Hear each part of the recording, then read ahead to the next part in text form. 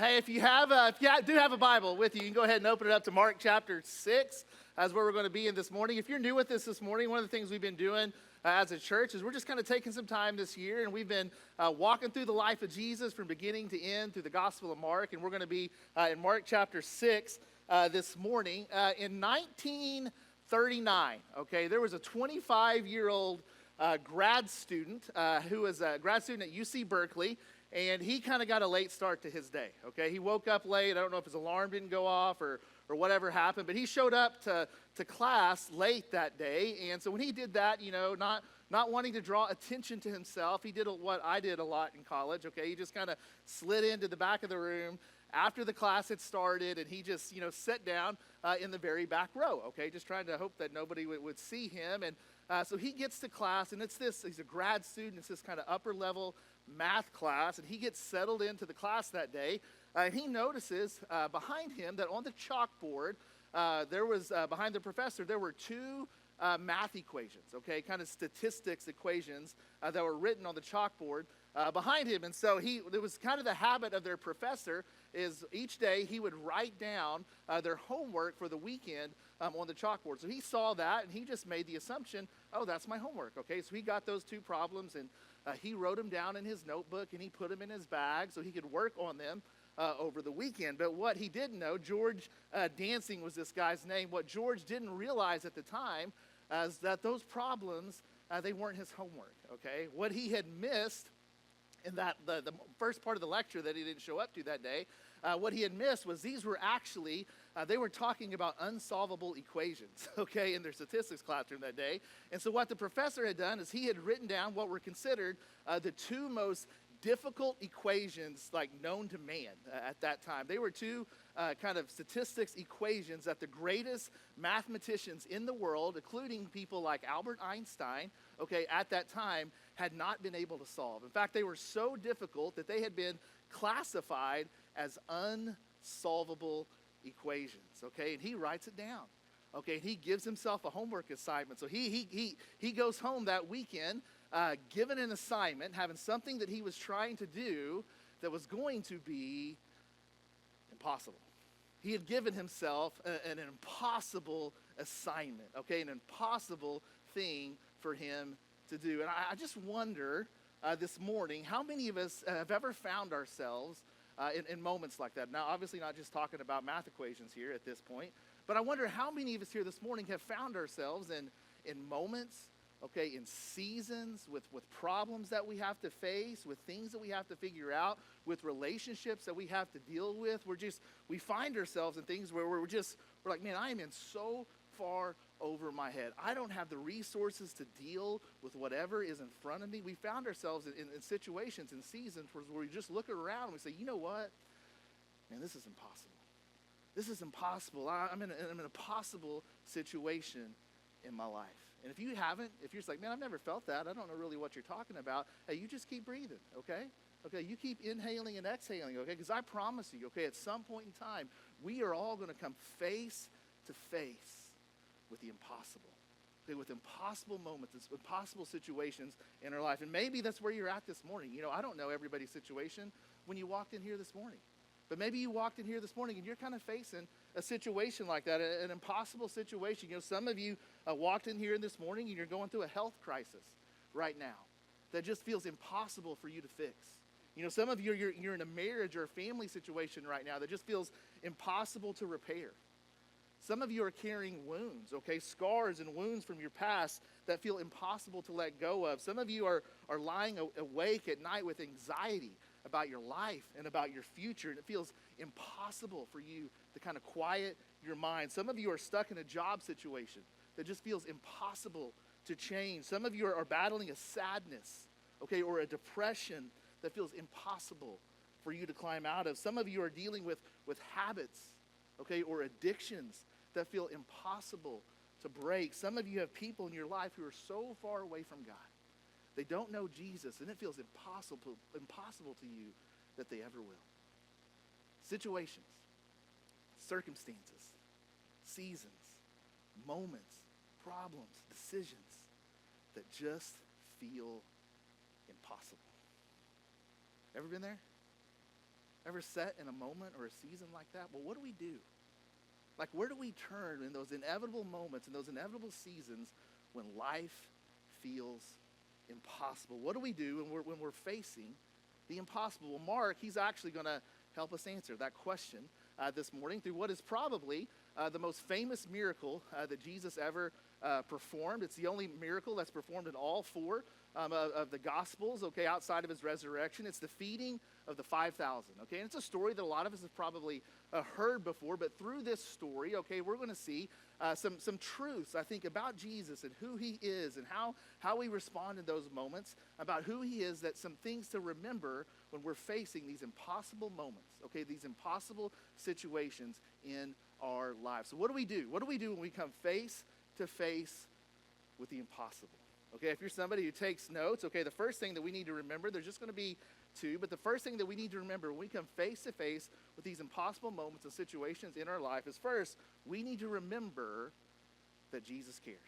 Okay, we need to remember that Jesus cares. Let me kind of show you what I mean. Mark chapter 6, beginning in verse 30, it says, the apostles gathered around Jesus and reported to him all they had done and taught. So right here, the disciples are come and they're giving an update. They're giving a report to Jesus. So what are they reporting about? If you've been here with us the past couple of weeks, Jesus, he just sent his disciples basically out on a mission trip, okay? And they went around and they've been preaching the word of Jesus, okay? And they've been doing the works of Jesus, healing people, casting out demons, and it's gone well, okay? And God's been working. So they come back and they report to Jesus all that they've been doing and all that they've seen God accomplish. And man, they've been working hard, okay? They've been out for a couple weeks, maybe a month. We don't really know exactly for how long, but we know that they have been working hard and they're tired, okay? They're exhausted, okay? And so he's going to show us exactly how tired they were. Verse 31, then, because so many people were coming and going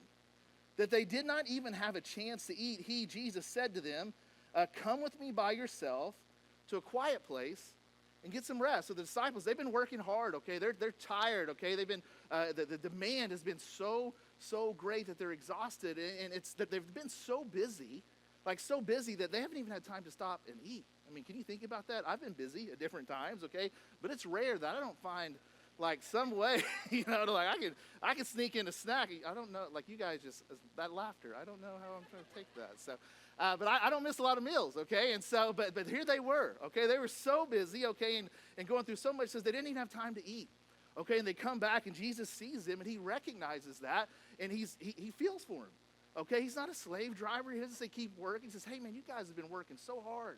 You've been working so hard. Let's take a break. Okay, you guys need to take some rest. He goes, hey, I know this great spot on the other side of the lake. It's incredible. Like, get in the boat. Let's go over there. Let's go on a vacation. Let's take some rest. Okay, so Jesus and disciples are tired. They head out to get in this boat, and they head off for a vacation. Okay, and they're going off to get a little bit of rest, but turns out they weren't going to be able to rest for very long. Okay, something was going to interrupt them. Verse 33 says, but many who saw them leaving recognized them and ran out on foot from all the towns and got there ahead of them. So Jesus and his disciples, they get in this boat and they get on the sea. It was really just this big lake, okay? And you could get in certain spots around the lake and you could see the whole lake, okay? Pretty much just one view of the lake. And some people recognize them, okay? Jesus and disciples are kind of famous at this point. They've been doing all of these things. And so people recognize them. It's like a Taylor Swift sighting, okay? And everybody goes, hey, there they are. There they're going, like they're heading to that spot, so everybody runs ahead of them. It was about a 4-mile trip by boat. The people took about an 8-mile run, and they beat them there. Okay, they beat them there. And so Jesus and disciples, they show up. They're there for vacation. They're ready to rest. They're ready to relax. And there are literally just thousands of people there, okay, waiting for them to do stuff for them. Can you think of anything else that would be more annoying? I mean, you're going on vacation, you're trying to get some rest. It's like, imagine you go on vacation, you get on a plane, you fly somewhere, you get off in the terminal, and there's your boss, okay, waiting for you with all of this work for you to do, okay? That's kind of what it was like for them. I'm sure I would have been incredibly annoyed. I'm sure the disciples were incredibly frustrated, like, this was my time to rest. But what does Jesus do? Okay, when Jesus sees these crowds of people, he's getting away to get some rest, to get some me time, okay? When he sees all of these people there waiting for him, what is his response? What is his posture, okay, towards this crowds of people with needs? But Jesus verse 34, when Jesus landed and saw a large crowd, he turned the boat around. No. When Jesus landed and saw a large crowd, he had compassion on them. He had compassion on them because they were like sheep without a shepherd. So he began teaching them many things. Jesus lands and he's there to get some rest, and there's all of these people there. And rather than get frustrated, rather than get annoyed, it says that he has compassion for them. Co-passion, okay? Not just passion for, but passion with, okay? A lot of you guys know this. That word compassion, it literally means like your intestines, okay? It's like your internal organs, okay? Jesus sees these people there, and he's there to get some rest, but he sees all of these needs, and he starts to feel it in his stomach. He starts to feel it in his gut. He starts to hurt for them. He starts to feel pain for them. He feels compassion for them. But why? What was it that was drawing this compassion out of Jesus whenever he saw the crowds? He says, well, when he looked at him, something came to his mind. Like this picture came to his mind. He sees all of these crowds of people like you and me. He says, you know what? They're sheep.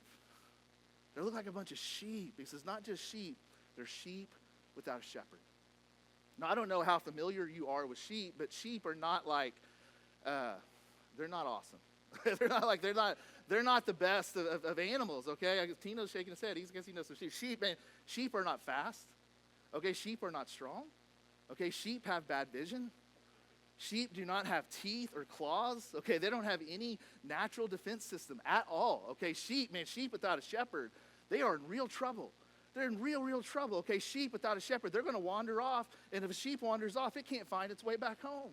Okay, sheep without a shepherd, we've heard this, they fall over, they can't even get back up. Okay, most of the time, they need somebody to help them up. Sheep without a shepherd are desperate. Sheep without a shepherd need a lot of help. Sheep without a shepherd are going to die. They're going to die. And Jesus looks at this crowd of people. He doesn't say, man, look at all of those proud lions. He doesn't like, look at all of those mighty stallions. He doesn't say, look at all of those majestic eagles. He says, look at those sheep. Sheep. Sheep. Needy, dirty, helpless sheep. Which is a little offensive, but also true. We know that it's true, but Jesus, he looks as he sees these people with need, and he's not put off by them at all. He's not frustrated by the fact that they have needs. He's not annoyed. It says that he feels it in his gut. He has compassion. Compassion for them. That word, compassion, I just learned this week. There's only 9 times, and the 9 times in the New Testament to where that word compassion is used. And every single time that word compassion shows up, it is used to describe Jesus. It's used to describe Jesus and his perspective towards people. He cares. He has compassion. Listen, when Jesus sees us needy, helpless people that are problems and we can't help ourselves, he doesn't respond with frustration. He doesn't respond with annoyance. He doesn't say, hey, can you just get your life together? He says, no, he feels it in his gut. He has compassion. Listen, Jesus, he cares for you. He cares for you. And some of you need to be reminded of that this morning, because as you look at some of the situations going on in your life right now, okay, and there's some things happen, and you start to try to interpret God's view of you based on maybe some things that are going on in your life right now. Maybe you've come to the conclusion that he doesn't see you. Maybe you've started to come to the conclusion that he doesn't care. Maybe you've come to the conclusion that he's kind of turned a deaf ear to whatever it is that you're going through in life right now. Listen, that is not true. Let me be the one to remind you, just say it as clearly as I can. Listen, Jesus, he cares about you. He cares about you deeply. He feels it in his gut. He cares for you. He cares about the difficult things that you're going through. He cares that your life is hard sometimes. He cares that there are things going on and questions that you have about your life that you don't understand. Listen, he's not put off. He's not annoyed. He cares. He cares for you. He loves you. He feels for you. He cares for you. We need to remember that. We need to remember that when we're faced with impossible circumstances, impossible situations in life, we need to remember when Jesus looks at you, his heart hurts for you. He feels it in his gut, and he cares. He cares about you, which is great. And I love it when people care about me when I'm in difficult times and whenever I'm in trouble. And I love it when they care, but you know what I could really use? I could really use somebody that could help. I could really use somebody that could help. So Jesus, not only does he care, he can also help. And that's the other thing we have to remember. Number one, whenever we find faced with impossible situations in life, number one, we need to remember that Jesus cares. And number two, we need to remember also that Jesus can. Okay, Jesus cares, and real simple, Jesus, he can. Not only does Jesus care, but he also can. Verse 35, it says, by this time, it was late in the day. So Jesus, the sermon's running along. Okay, so he's just kind of running a little bit long. It says, by this time, it was late in the day. So his disciples came to him. This is a remote place, they said, and it's already very late. Send the people away so they can go to the surrounding countryside and villages and buy themselves something to eat. So Jesus, he really cares about these people. The disciples, I'm not exactly sure, okay, what their posture is. Okay, man, they got their vacation interrupted. Okay, they're probably a little bit hangry at this time. And they're like, Jesus, like, wrap it up. It's getting late. And it's like, hey, send these people away. Like, get them out of here so they can take care of it themselves. Send them away so they can get themselves something to eat, which, it's a little bit cold, but also it's very, very practical. Okay, they're just looking around. That we know that there were at least 5,000 men there that day. Most scholars say probably up to 20,000 people there with women and children. And they look around. There's no H-E-B. Okay, there's no Costco where they can buy some bulk. And they're like, hey, just send them away so they can get some food. They offer a very reasonable solution to the problem that was in front of them. But Jesus, he has a different idea. Okay, he has another kind of thought on what they should do. Jesus, they said, hey, send them away to get something to eat. But Jesus answered, verse 37, but he answered, you. And that word you in the Greek, it's in the emphatic. Okay, he's just kind of like trying to drive his point home. He says, you give them something to eat. They said to him, like, what are you talking about? That would take more than half a year's wages. Like, are we going to spend that much on bread and give it to them to eat? And they're just like, what are you talking about? Like, this is crazy. And there's a little bit of sarcasm there. They're just like, what do you mean give them something to eat? Oh, okay, like, we'll just go gather up all of this money and just buy this for 20,000 people. Like, what do you mean? What do you mean, like, buy food for all of these people? You're crazy. And Jesus, and they say, hey, what you're asking us to do, it is beyond of our resources to do. Like, we don't have the resources to do what you are asking us to do. And Jesus goes, ding, ding, ding, ding, ding. That's it. That's it. That's the lesson. That's what he wants them to know. And so he continues to press in. He's like, you're asking us to do something that we don't have the resources for. You're asking us to do something impossible. And so Jesus says, well, let's do some inventory. Verse 38, how many loaves do you have? How many loaves do you have, he asked. He says, go and see. Go to the pantry. Go check. And so they go around and they look around. It says, when they found out, they said 5 and 2 fish. And so they're like, hey, you're asking us to do something that we can't do right now. And he says, hey, go check. And so they go and they end up taking a little boy's lunch. And they say, hey, we got 5 loaves of bread and we got 2 fish. Okay, and Jesus knew that. Okay, basically 5 tortillas and 2 sardines is what they came up with. And really, that's about the size it was. And so Jesus asked them that, and he knew that. He knew that's all that they were going to find. Okay, he knew that there wasn't like a magic stash of food kind of hiding around anywhere. Jesus knew that's all that they were going to find, but he wanted to press into them. Hey, what I'm asking you to do, you can't do. He wanted them to know, hey, what I'm calling you towards, it's not just difficult. It's not just hard. It's impossible. It's impossible. Jesus, think about this. He intentionally put his disciples into an impossible situation. I mean, church people say a lot of stupid things. Can we agree on that? Like, church people say a lot of stupid things. One of the things that probably drives me the craziest, and I'm sure, we have good intentions when we say this, but you'll hear people say, hey, God will never put you in a situation that you can't handle. I'm like, what are you talking about?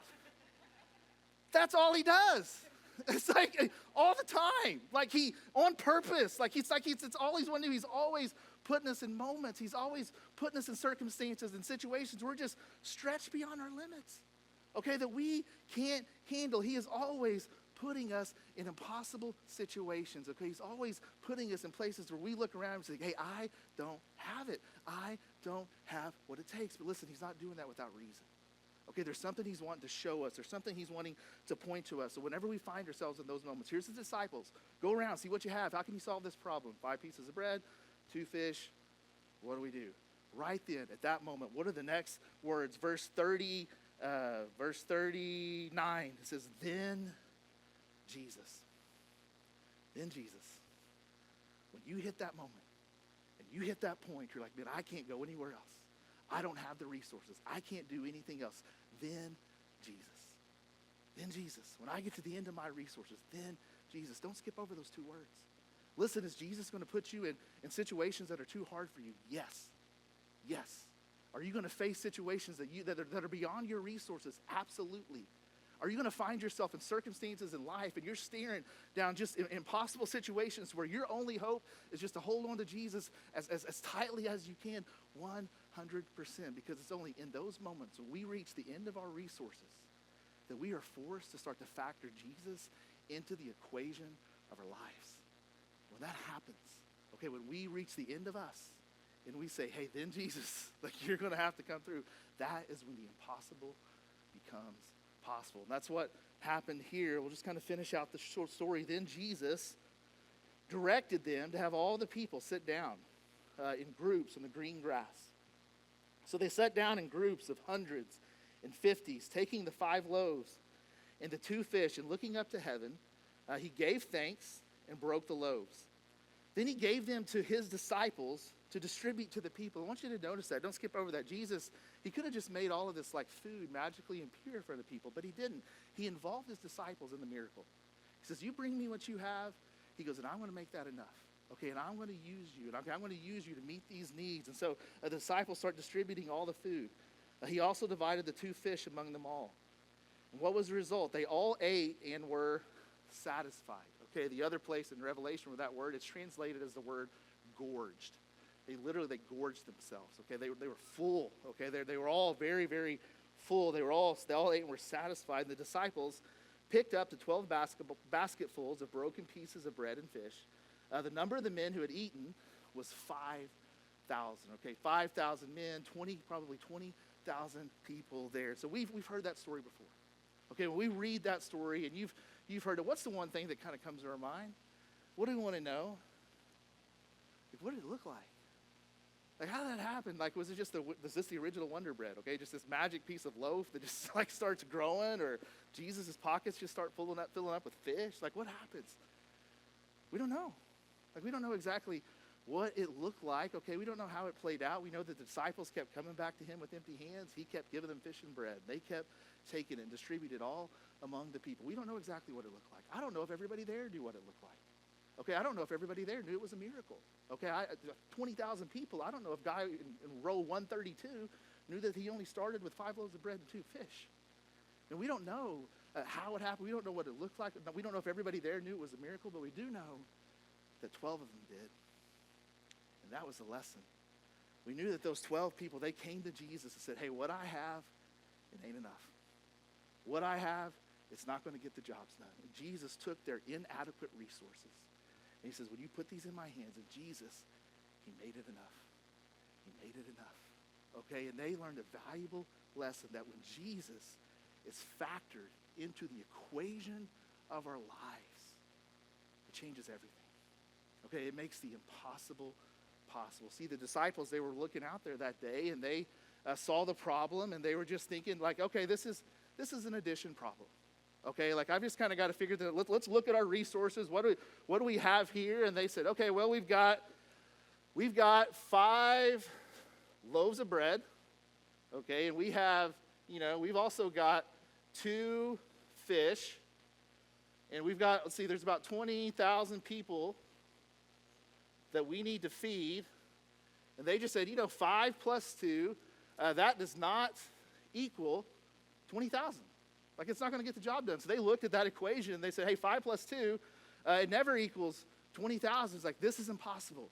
We can't get this done. And they were right.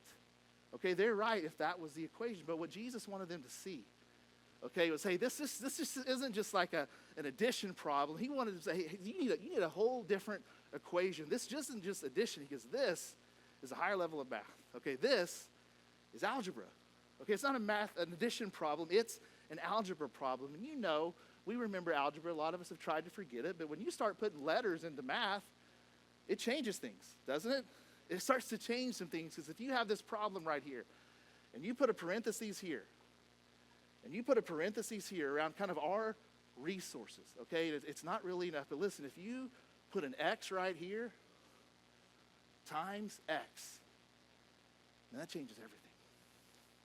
It changes the whole equation. It changes the whole problem. It changes everything. It doesn't really matter a whole lot what we have in here, does it? Because depending upon what X is, that changes everything. And that's the message of the miracle. Jesus says, is, hey guys, when it comes to these impossible situations in your life, he goes, I'm X. Okay, Jesus is X. He says, I am X. Jesus is the X factor in our lives. Jesus is the X factor that makes the impossible possible, because Jesus cares for you. And because Jesus can, because he has the power, the ability to work on your behalf. Listen, he makes the impossible possible.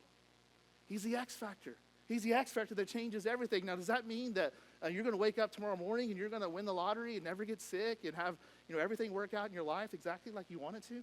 Absolutely not. Okay, that's not what it means. But I'm not trying to let Jesus off the hook here either. Does that mean, because Jesus cares for you, because Jesus can, does that mean that Jesus can restore a marriage that feels impossible to repair? Yes, he can. Does that mean Jesus can heal wounds from your past that feel impossible to let go of? Yes, he can.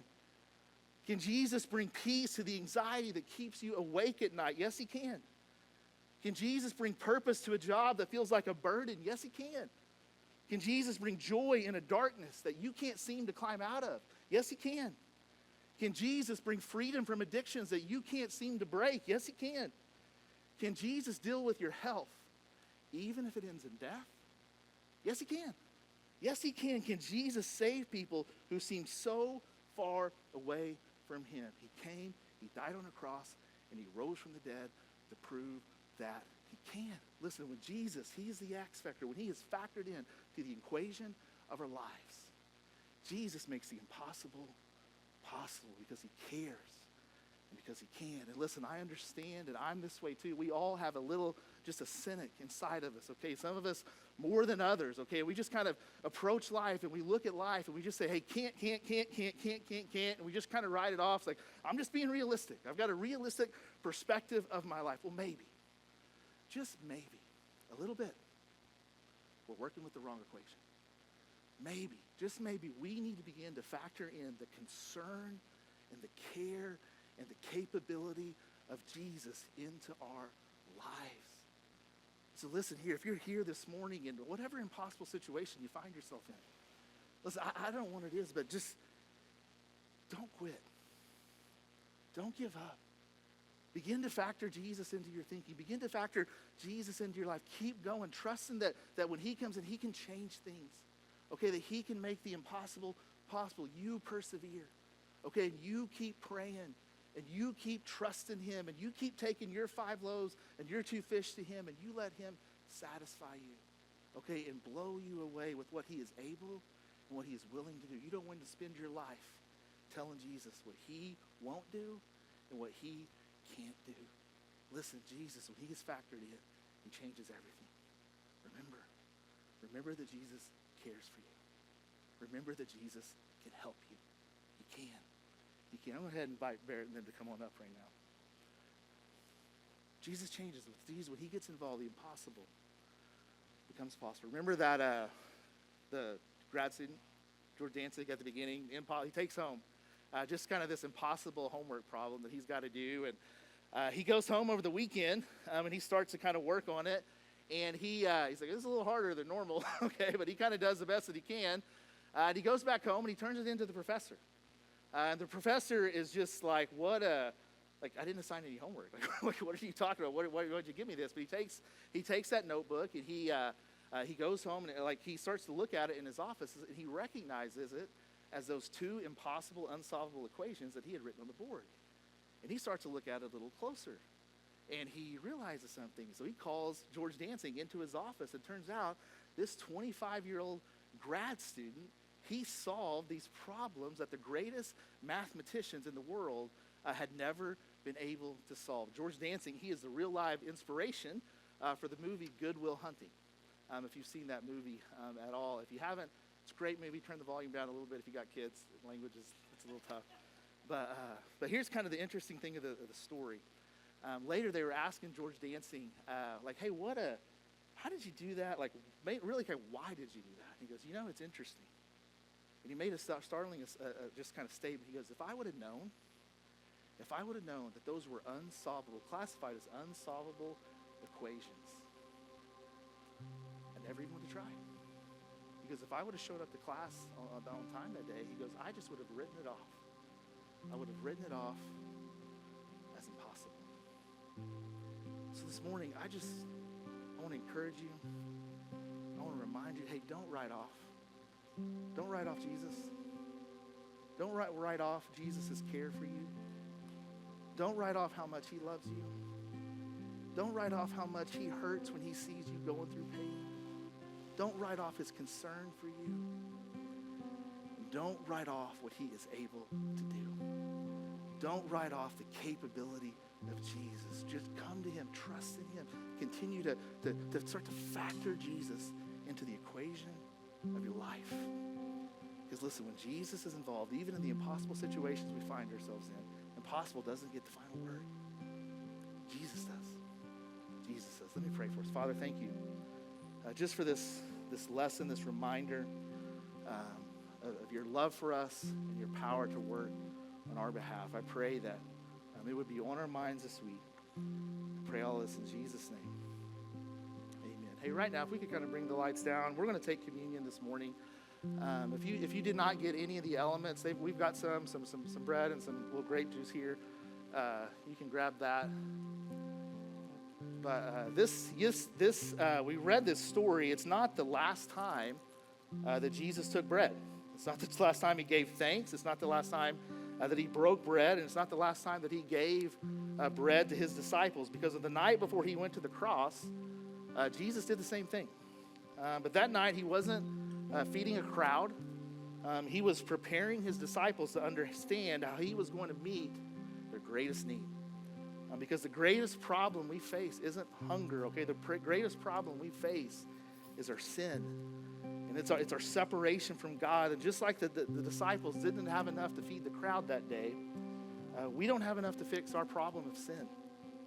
But Jesus did. And on the cross, he gave his body and he shed his blood so that we could be forgiven and be brought back to God. So when we take the bread this morning, we're remembering his body broken for us. We take the cup, we're remembering his blood shed for us. And we're remembering that even when we couldn't, Jesus cared and Jesus did what we could never do for ourselves. If you're a follower of Jesus, this is a moment for you to remember and reflect on what he's done for you. If you're not a follower of Jesus, you're welcome to observe this moment. Or today could be the day, okay, that you place your trust in him as your Lord and Savior. But as right now, let's together take the bread. Remember what Jesus did for us.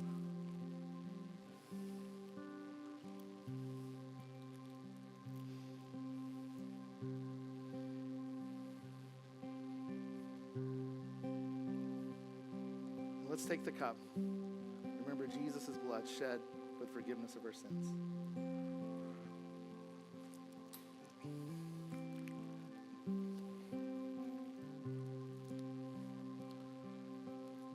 Now let's all stand.